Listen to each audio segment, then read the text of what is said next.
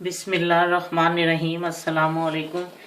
आज जो मैं आपको रेसिपी दे रही हूँ वो गर्मियों के हवाले से। गर्मियाँ शुरू हो चुकी हैं और उसमें ठंडी ठंडी चीज़ें खाने में दिल करता है। तो अब आज मैं आपको जो चीज़ दे रही हूँ उसका नाम है खीरे का सूप।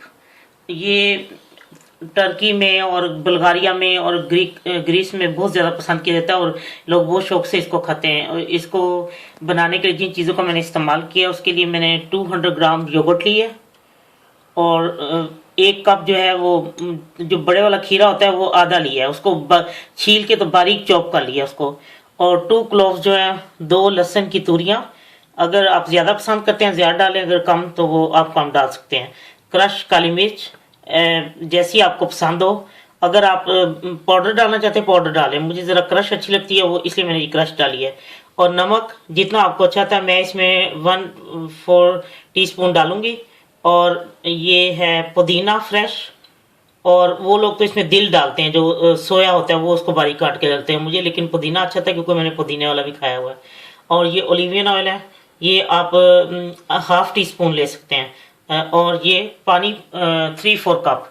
अब मैं आपको एक बात क्लियर करना चाहती हूँ क्योंकि मुझे किसी बहन ने ये सवाल किया है कि आप जो चमची बताती हैं वो कौन सी चमची है। वो टीस्पून है और चमचा जब मैं बताती हूँ तो वो टेबल स्पून होता है। और लहसुन की तुरी के लिए उन्होंने पूछा है कि आप ये जो लहसुन के जवे बताती हैं ये क्या चीज़ है, ये तुरी है या क्या, ये लहसुन की तुरी है या क्लोव जो आप कह सकते हैं। तो इसलिए अब मैंने ये क्लियर कर दिया और अब मैं आपको बताती हूँ सूप कैसे तैयार करना है। अब मैं ये इसमें योगर्ट डालूंगी, दही इसमें डालती हूँ और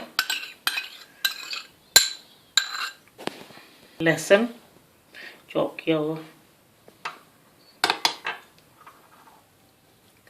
मिर्च और 1/4 टीस्पून जो है ना मैं इसमें नमक डालती हूँ। अगर ये 1/4 चमची अगर कम होगा तो और डाल दूँगी, कोई मसला नहीं है। अब इसमें मैं बारीक कटा पुदीना डाल दूँगी। अब मैं इसमें डालूँगी 3/4 कप पानी। अब मैं इसमें खीरा भी डाल देती हूँ, वो मिक्स हो गया सब कुछ। और मैं इसमें बर्फ़ डालूँ क्योंकि जितना ये ठंडा होगा उतना ही मज़े का लगेगा। अब मैं इसमें क्रश बर्फ़ डालती हूँ।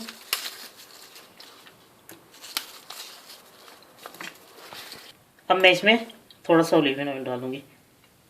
मेरे बहुत से मुल्कों की जो हैं फैमिलियाँ वो मेरी दोस्त हैं, तो इस तरह मैंने जो देखा है ना, ग्रीस के लोग हैं जिस तरह वो जैतून का तेल खाते हैं ना, मैंने बहुत कम देखा है। वो लोग जब अंडा फ्राई करते हैं थोड़ा सा डाल लेते हैं ऊपर, फिर अंडा फ्राई करके जब उसको प्लेट में निकालते हैं तो फिर बहुत ज़्यादा उसको इतना कि वो उसमें डूब जाता है अंडा, इस तरह वो लोग खाते हैं। अब मैं आपको डिश आउट करके दिखाती हूँ। लीजिए, ये खीरे का सूप तैयार है। जब आप बनाएंगे तो आपको बहुत पसंद आएगा, बच्चों को, बूढ़ों को, सब लोगों को ये पसंदीदा है। गर्मियों में जब आप बना के देंगे तो सभी को बहुत अच्छा लगेगा और खुश भी हो जाएंगे। तो प्लीज़ अपने कमेंट्स देना ना भूलें और सब्सक्राइब करना ना भूलें। और अपने मुताबिक आप इसमें नमक मिर्च और जो कुछ डालना चाहती हैं वो ज़्यादा ये काम कर सकती हैं। अल्लाह हाफिज़।